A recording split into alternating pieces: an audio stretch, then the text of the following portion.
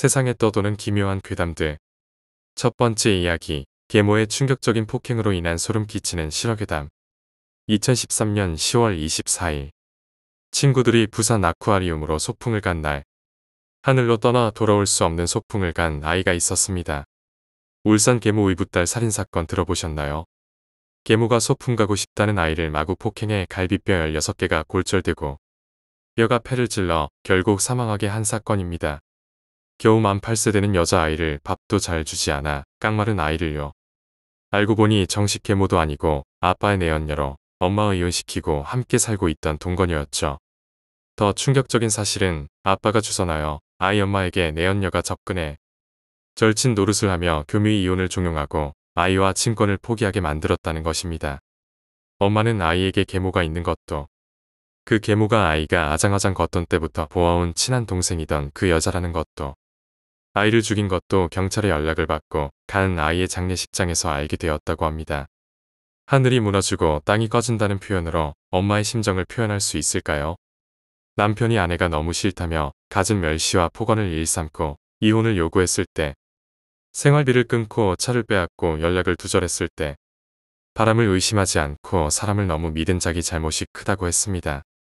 전업주부로 지내왔기 때문에 이혼 후 당장 의식주가 불안한 자신보다 사법고시 공부도 하고 안정적 직장이 있는 아이 아빠와 친할머니가 아이를 키우게 하는 것이 아이를 위해 더 낫다는 남편과 내연녀의 말에 어쩔 수 없이 수긍한 것이 죄라고 했습니다.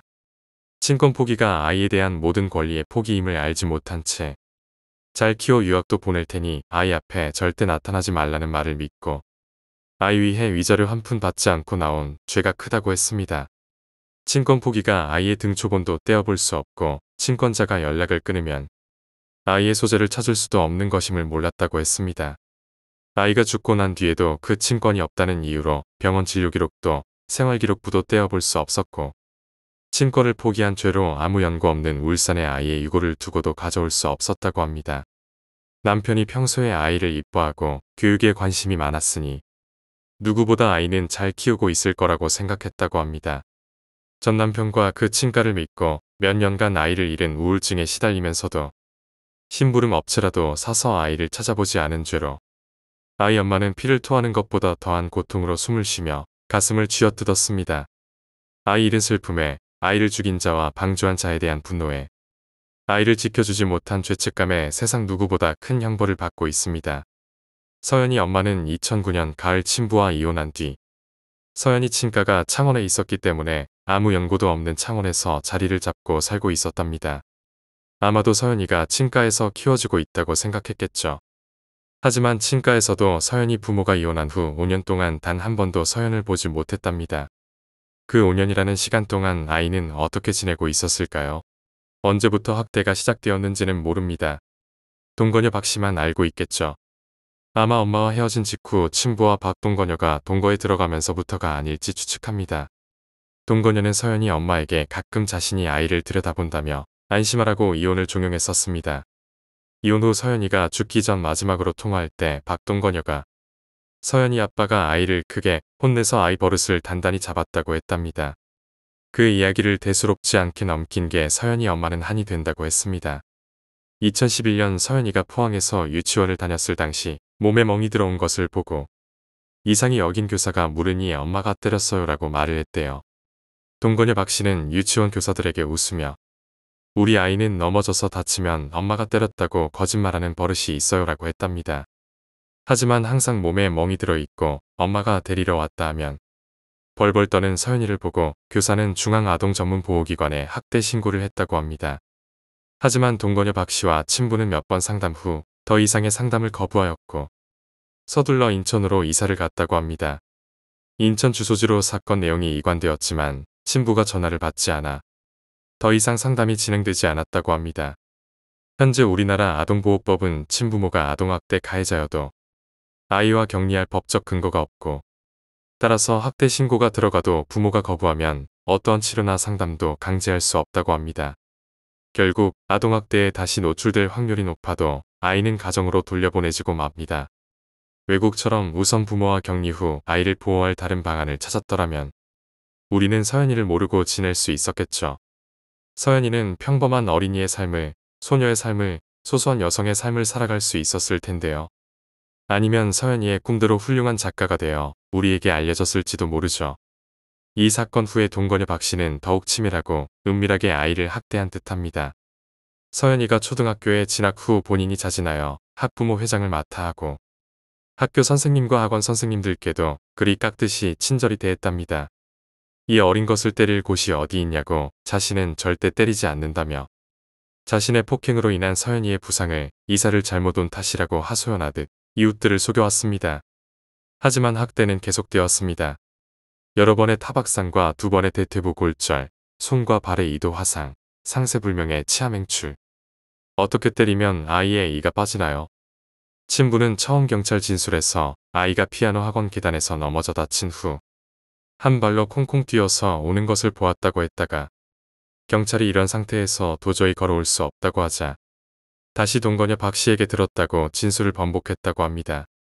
도대체 진실은 무엇일까요? 서연이가 당한 학대 중 저를 제일 분노케 하는 것이 바로 이 화상입니다. 정말 짐승같이 욱하고 못된 성격의 아이를 무자비하게 폭행했다고 하더라도 적어도 물을 끓이는 동안에는 진정할 시간이 있었을 텐데 어떻게 아이에게 물을 끓여 들이부었을까요? 처음의 진술은 샤워하다 급탕물에 아이 혼자 했다며 잡아떼었으나 경찰이 급탕물의 온도는 최고 52도이고 그 온도에서 절이 데이려면 30분 이상 담그고 있어야 한다고 하니 남편과 아이벌 세우는 문제로 다툰 후 남편이 나간 틈에 자신이 아이를 잡고 물을 부었다고 진술하였답니다. 많은 분이 어떻게 발버둥 치는 아이를 혼자서 붙잡고 끓는 물을 자신에게 튀지 않고 부을 수 있을까에 대해 의구심을 품고 있습니다. 서연이 친부는 경찰 진술에서 자신은 전혀 몰랐다고 진술했다는데 그럼 이렇게 심한 화상을 서연이 혼자 목욕하다 데인 것이라고 믿었다는 게 말이 되나요? 친부가 공부가 공조 내지는 방조하지 않았는지 의구심이 드는 대목입니다. 물론 이 부분은 대한민국 경찰과 검찰이 명명백백 밝혀내리라 기대해 봅니다. 서연이는 얼마나 무서웠을까요? 또 그 일을 당한 뒤 끓는 물만 보아도 얼마나 가슴이 조여왔을까요? 꼭 동거녀 박 씨가 아이를 위협할 때 끓는 물도 부어버린다라고 협박하진 않았을까요? 이 화상으로 서연이는 피부 이식을 받아야 했습니다. 박 씨를 용서할 수 없는 것은 죽는 것보다 괴롭다는 화상 치료 시 전신 마취를 하고 수포를 긁어내었는데 그 후 진통제 치료를 거부하였다는 것입니다. 그것이 경제적 비용 때문인지 오로지 아이를 고통스럽게 하고자 한 것인지 알 수 없습니다. 다만 박 씨가 욱해서 아이를 폭행한 후 후회를 하는 여타의 분노 조절 장애자들과는 전혀 다르다는 것뿐입니다. 박 씨의 가학적 성향은 다음 사례에서 잘 드러납니다. 다른 학부형들의 증언에 따르면 다른 친구들과 함께 놀이동산을 찾은 적이 있는데 아무도 타지 않는 어른용 바이킹의 맨 뒷자리에 서연이를 혼자 태웠답니다. 아이는 완전히 얼어 아무 표정이 없었고 그것을 보고 희죽희죽 웃으며 서연이는 이런 거 좋아한다고 했답니다.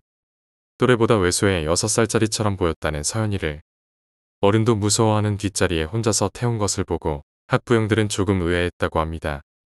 하지만 서연이가 공부를 워낙 잘하고 착하고 예의 바른 성격에 친구들에게도 인기가 많았고 또 박 씨가 아무도 눈치채지 못하게 열성적 학부형 노릇을 하였기 때문에 아무도 학대를 의심하지 못하였다고 합니다.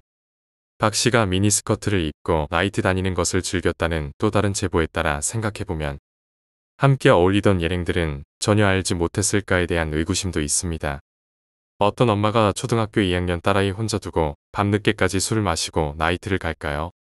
서연이가 폭행 끝에 하늘로 소풍을 떠난 날도 동거녀 박 씨는 술자리 후에 12시가 넘어서 집에 들어왔다고 합니다. 그리고 2,000원이 없어졌다며 아이를 폭행했다고 합니다. 교묘히 차단당해 살아온 나이. 아무도 의지할 곳 없던 서연이. 어쩔 때는 손이 아프다, 다리가 아프다, 배가 아프다. 가끔 친구들에게 아프다고만 했답니다. 한 번은 친구 앞에서 몸이 아파 엉엉 울고 난 후 자신이 운 사실은 꼭 비밀로 해달라고 몇 번을 말했답니다. 박 씨의 귀에 들어가는 것이 두려워서였겠죠. 담임마저도 박 씨와 친분이 두터워 서연이는 어디에도 고통을 털어놓지 못했습니다. 또 2년 전 학대 신고 사건으로 세상이 자신을 도와줄 수 없다고 체념하였는지도 모릅니다. 아니면 박 씨가 더욱 철저히 티내지 않는 법을 체득하도록 고문에 가까운 학대를 하였는지도 모르죠. 부검 결과 서연이는 지속된 학대로 인해 엉덩이 근육이 모두 소멸되고 섬유질로 채워지는 둔부섬 유화 증상에 시달렸다고 합니다. 폭행당하고 채 낫기도 전에 또다시 폭행을 했다는 증거입니다. 처음 언론에는 식탁 위에 없어진 2,000원이 사라져 아이를 추궁하다 이런 사건이 발생하였다고 보도되었습니다. 하지만 진실은 박 씨가 다니던 미용실 원장의 증언에 의해 드러나게 되었습니다. 평소에 인사도 잘하고 박 씨가 머리하는 내내 한자리에 앉아 책을 보곤 하던 서연이가 너무 이뻤던 미용실 원장은 서연이가 이사 간다는 말에 2만 원의 용돈을 주었다고 합니다. 그리고 또 다른 분의 제보에 의하면 서연이는 친구들에게 마이쮸를 2,000원어치 사주고 친구들이 먹는 모습을 흐뭇하게 바라보았다고 합니다. 용돈이라고는 전혀 없던 서연이는 그 2만 원으로 친구들에게 무언가 해주고 싶었던가 봅니다. 그 2,000원이었겠죠. 식탁 위에 있던 2,000원이 아니라 서연이가 받은 용돈 중 사라진 2,000원. 그 2,000원을 꼬투리로 동거녀 박 씨는 서연이를 폭행해 생리가 빠지게 하고 갈비뼈가 16개나 부러져 죽게 만들었습니다. 미용실 원장님은 자신이 용돈으로 준 2만 원이 사건의 발단이 된 것 같아 죄책감에 시달리고 계십니다. 하지만 박 씨의 평소 행동으로 볼 때 이런 일은 결국 일어날 수밖에 없었다고 보여집니다. 그리고 2013년 10월 24일 서연이가 그리도 기대하고 그리던 소풍날 아침 동거녀 박 씨는 새벽 6시 30분에 서연이 담임교사에게 전화를 걸어 아이가 아파서 소풍에 참석할 수 없다고 말합니다. 그리고 오전 11시 20분경 구조대에 전화를 걸어 딸이 욕조에 빠져 숨을 안 쉰다고 다급한 목소리로 신고를 합니다. 구조대가 도착했을 때는 천연덕스럽게 아이 인공호흡을 하는 신용을 했다더군요. 하지만 욕조에서 익사했다는 아이에게 피가 흐르고 얼굴이 부어있고 이가 빠져있고 갈비뼈가 함몰되어 경찰이 출동하였다고 합니다. 이때 동거녀 박 씨는 사고서 위장을 위해 식탁 위에 아이 소풍 도시락을 싸단 흔적을 펼쳐놓았다고 합니다. 그리고 부검해 보니 익사가 아니라 부러진 갈비뼈가 폐를 찔러 폐 손상으로 사망한 것이었죠. 공기가 피부로 다 스며들고 폐에는 피가 차고 손으로 때린 것도 아니고 발로 신체 중요 부위인 발과 가슴만 가격하였다는 진술에 어이가 없었습니다. 머리를 발로 차 아이가 머리를 감싸면 겨드랑이와 가슴을 차고 가슴을 끌어안으면 머리를 차고 현장 검증에서 그렇게 재현을 하였답니다. 죽일 의사가 전혀 없었을까요? 아니, 살릴 의사가 있었을까요? 아이가 괴로워 대굴대굴 뒹구는 모습을 보았을 때 바로 병원에 데려가거나 구조대를 부르지 않았다는 것 자체가 바로 죽어도 상관없다는 반증 아닌가요? 갈비뼈 16개가 동시에 부러지지 않았을 텐데 한 개가 16개가 되는 그 시차 동안 어린아이의 생명이 위독할 수 있음을 전혀 인지하지 못했을까요? 박 씨의 진술로는 아이를 폭행한 후 멍이 빨리 빠지라고 욕조에 뜨거운 물을 부어 잠깐 담그고 있으라고 했는데 가보니 죽어 있었다고 합니다. 하지만 상식적으로 갈비뼈가 16개나 부러진 아이가 혼자 옷을 벗고 욕조로 걸어 들어갔을 수는 없다고 봅니다. 아마도 사고사로 위장하려고 이미 숨진 아이를 박 씨가 욕조에 넣었던 것으로 추측됩니다. 위와 같은 진술은 살인죄가 아닌 상해치사죄를 적용받기 위해 거짓 진술을 하는 것으로 생각할 수도 있습니다. 때리다 죽었다고 하면 살인에 대한 미필적 고의가 인정될까 두려워서요. 서연이 친부께서 사법고시 공부를 하셨다는 것을 다시 상기해드리고 싶습니다. 두 번째 이야기, 사진. 우리 형은 머리가 대단히 좋았지만 다른 사람을 대하는데 서투른 사람이었습니다. 지나치게 착실하다 보니 다른 사람들에게 바보 취급을 당하거나 자신이 다른 사람들을 이해하지 못하는 것을 줄곧 고민하곤 했습니다. 그리고 내가 고등학생이었을 때 대학을 휴학하고 쉬고 있던 형이 갑자기 그림 공부가 하고 싶어요라고 말하기 시작했습니다. 우리 가족은 모두 깜짝 놀랐습니다. 확실히 형은 어렸을 때부터 매우 그림을 잘 그렸습니다. 하지만 워낙 공부를 잘했기 때문에 좋은 대학에 들어갔고 엘리트 코스를 밟아 나갈 것이라 생각하고 있었습니다. 또한 다른 이들과 어울리지 못해 우울증이 심해졌을 때 의사가 그림을 그리면 더 우울증이 심해질 것이라는 말을 해서 그림은 그리지 않고 있었습니다. 휴학 중이라고는 해도 언젠가는 우울증에서 벗어나 엘리트 코스로 돌아갈 것이라고 믿고 있던 부모님은 당연히 반대했습니다. 그렇지만 형은 부모님의 반대에 실망한 탓인지 점점 방 안에 틀어박혀 있는 시간만 늘어났습니다. 어찌할 바를 모르게 된 어머니는 형의 사진을 가지고 어느 역술가에게 찾아가 상담을 했다고 합니다. 그러자 그 역술가는 사진을 보고 대뜸 이렇게 말했다고 합니다. 아드님이 원하는 대로 시켜주세요. 그렇지 않으면 목을 달아서 자살할지도 모릅니다. 그 역술가는 형의 사진에서 목 주변을 가리켰다고 합니다. 그런데 그 목 주변에는 놀랍게도 10개 로프의 자국이 보였다고 합니다. 경악한 어머니는 그 역술가에게 들은 대로 매일 한 잔에 물을 떠놓고 공양을 하고 매일 아침 화장실을 깨끗이 청소하며 형을 위해 필사적으로 기도했다고 합니다. 그리고 그 사진은 장롱 깊숙한 곳에 숨기고 아무에게도 보여주지 않았다고 합니다. 결국 부모님은 그 역술가의 말을 따라 형이 가고 싶어 했던 외국의 예술학교 입학 시험 응시를 허락했습니다. 놀랍게도 형은 한 번에 그 학교에 합격했습니다. 그로부터 12년이 지났고 형은 이제 나름대로 유명한 화가가 되어 그림을 그리는 것만으로 생계를 유지할 수 있게 되었습니다. 그리고 형이 결혼을 하게 되었을 때 어머니가 처음으로 나에게 이 이야기를 해주셨습니다. 그리고 그때 12년 전에 그 사진을 장롱에서 처음으로 꺼냈습니다.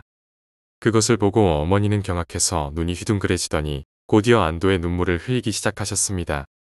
12년 전에는 너무나도 선명하게 보였던 로프 자국이 이제는 완전히 사라져 있었습니다.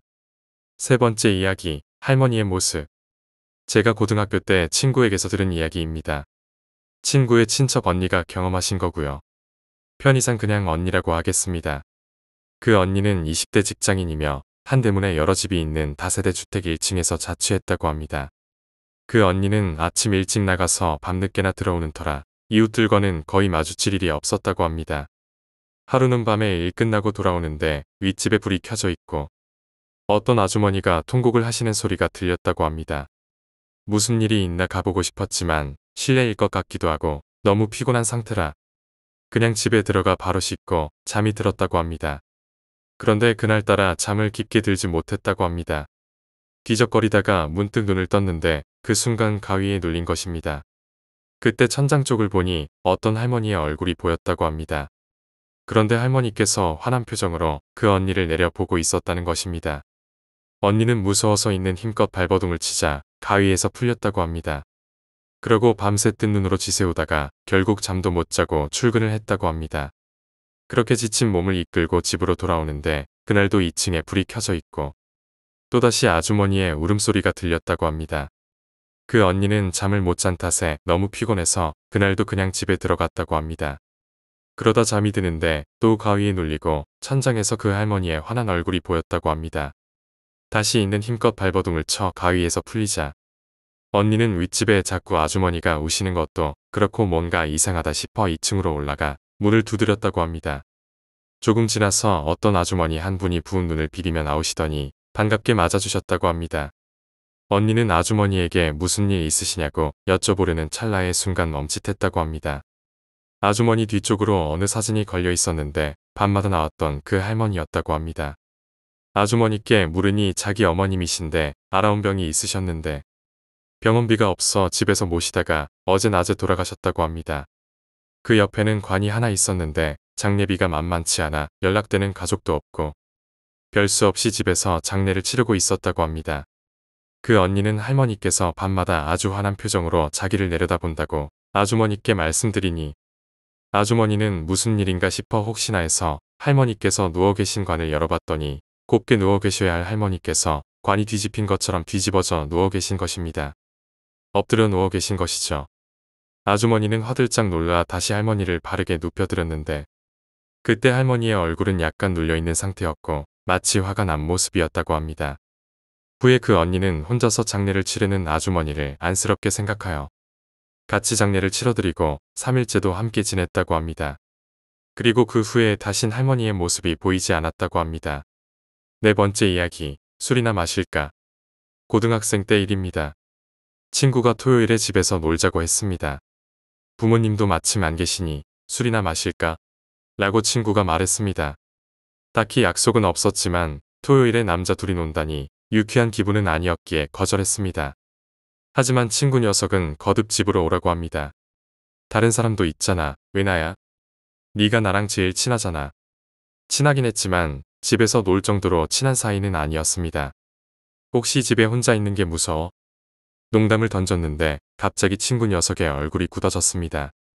아무런 말이 없다가 진지한 얼굴로 한마디 던집니다. 혹시 유령을 믿어? 이상한 질문이었지만 본 적은 없지만 없을 것 같진 않다고 대답했습니다. 그러자 친구는 울 것 같은 표정으로 그럼 주말에 꼭 와달라고 이야기합니다.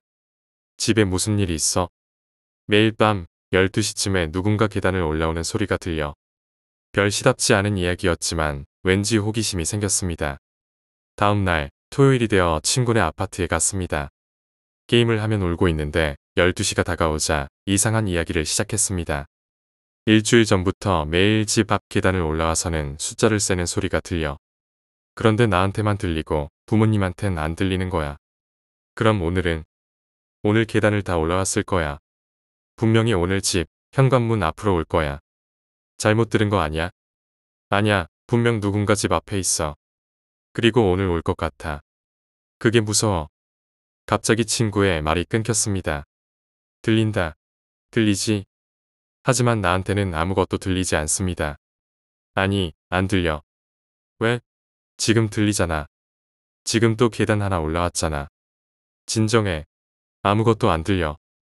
기분 탓이야. 왜 안 들리는데? 왜? 친구를 진정시키려고 했지만 녀석은 내 이야기를 들으려고 하지 않습니다. 멈췄다. 지금 문 앞에 있어. 지금 열어볼까? 친구는 심하게 거절했습니다. 안 돼, 열지 마. 분명 앞에 있을 거야. 그러다 갑자기 조용해졌습니다. 이윽고 친구는 체념한 표정으로 말했습니다. 계속 여길 보고 있는 것 같아. 도망칠 수 없어. 무슨 소리 하는 거야? 아무 일도 없잖아. 괜찮아. 친구의 한마디가 갑자기 온몸에 소름을 돋게 했습니다. 두드리고 있어. 문을 두드리고 있어. 문을 두드리고 있다고. 하지만 내게는 아무것도 보이지 않았습니다. 비명을 지르며 친구는 문을 향해 달려갔습니다. 너무 갑작스러운 일이라 움직일 수 없었습니다. 친구는 비명을 지르며 밖으로 나갔습니다. 당황해서 쫓아갔지만 친구는 난간에서 몸을 던졌습니다. 순식간에 일어난 일이었습니다. 기억에 남아있는 건 이후 경찰 조사였습니다. 어떤 일이었는지, 어떤 상황이었는지 모든 걸 이야기했습니다. 하지만 이상하게도 경찰의 태도는 담담했습니다. 이상한 건 또 있었습니다. 경찰이 중얼거린 한마디. 또 일어났네. 이런 일이 또 이런 일이 있나요? 이런 건 이야기하지 않는 게 좋겠지만 내가 관계자라서 이야기해주는 것이라고 합니다. 친구 같은 자살이 처음이 아니라고 합니다. 친구가 살던 방에서 여러 번 일어나고 있었는데 원인을 알 수 없다는 거였습니다. 결국 친구는 노이로제로 인한 돌발적인 자살로 결론이 났습니다. 슬프지만 더 놀랍고 뭔지 모르는 채 끝났습니다. 녀석은 뭘 보고 있었던 걸까요? 경찰 조사가 끝난 줄 알았는데 집에 오니 전화가 왔습니다. 죽은 친구의 어머니였습니다. 늦은 밤 전화해서 미안하구나. 저기 이상하게 생각하지 말고. 우리 아들 분명히 죽었지? 설마 아들을 잃은 충격으로 이상해져 버린 걸까? 분명 장례식까지 마쳤는데. 하지만 이어지는 어머니의 한마디에 나는 얼어붙을 수밖에 없었습니다. 지금 아들이 현관문을 두드리고 있어. 5번째 이야기, 왜? 이틀 동안 지방 출장을 다녀왔다. 집으로 돌아오자 아내가 화가 난 표정으로 쳐다봤다. 당신, 이 여자 누구야? 누군데 팔짱 끼고 같이 돌아다녀? 아내가 핸드폰으로 사진을 보여줬다. 아마 친구가 찍어서 보내준 모양이다. 아내는 여지껏 본 적 없는 얼굴로 심하게 화를 내고 있었다. 나는 당황해서 아내를 달랬다. 아내는 그녀를 죽인다며 심하게 흥분했지만 계속 이야기하다 보니 오해를 풀었다. 미안해, 여보. 내가 잠시 이상했었나 봐.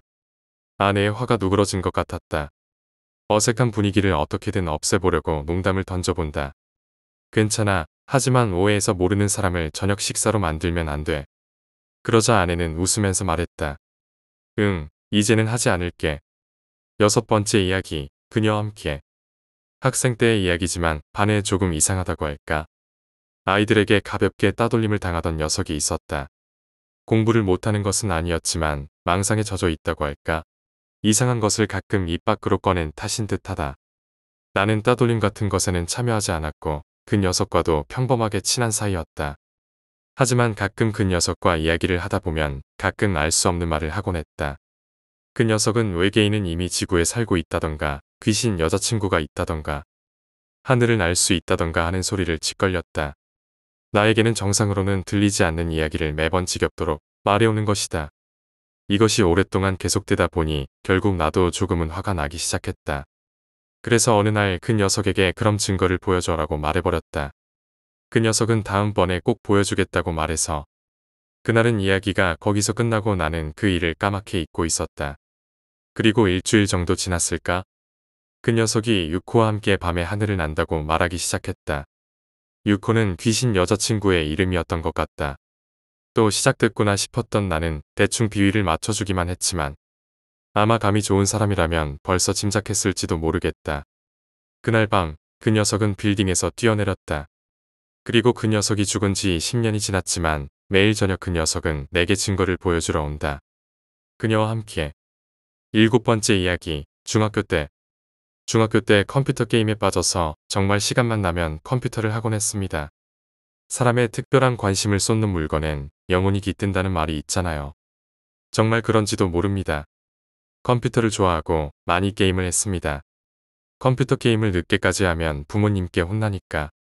그날도 어김없이 방 안에 불을 끄고 컴퓨터 게임을 하다가 피곤해서 그만해야지 하고 컴퓨터를 끄고 누워 자려고 했습니다. 컴퓨터를 끄고 침대에 누웠는데 그날따라 뭔가 오싹한 기분이 들더군요. 그러던 중 영화링에서처럼 컴퓨터 모니터에서 귀신이 기어나왔습니다. 조금씩 기어나왔습니다. 영화링에서처럼 그런 머리는 떡진 산발을 하고 괴이한 형상을 한 귀신이 모니터에서 기어나오더군요. 저는 만약 귀신을 보면 정말 놀라서 기절할 거라고 생각했었는데 막상 당해보니 너무 소름 돋기도 하고 너무 놀라 비명조차 나오지 않았습니다. 아무 말도 할 수가 없어 그저 놀란 눈으로 귀신을 보게 되었습니다. 그 귀신도 기어나오다가 저하고 눈이 마주쳤는데 아직 안 자고 있었네라고 말하면서 그러면서 뭔가 실수했다는 듯이 저한테 빛처럼 달려들더군요. 아마 사람의 눈에 띄면 안 되는데 실수했다는 듯한 느낌이었습니다. 그러고는 기억이 없고 다음날 아침에 눈을 떴습니다. 처음에는 이게 꿈인 줄 알았는데 분명히 꿈이 아니었습니다. 술 취한 것도 아니고 꿈하고 실제하고 구별할 정도는 되거든요. 귀신이 사람의 눈에 띄어서는 안 되었는데 실수했다는 듯이 마치 제가 꿈을 꾼 것처럼 느끼도록 한 것 같다는 생각이 들었습니다. 다음날 바로 눈을 떠 이것을 느끼게 되는 게 놀라웠습니다. 귀신하고 눈을 마주치고 귀신이 제게 달려든 순간 정말 눈 한 번 감고 떴는데 다음 날이 되는 기이한 현상이 일어났거든요.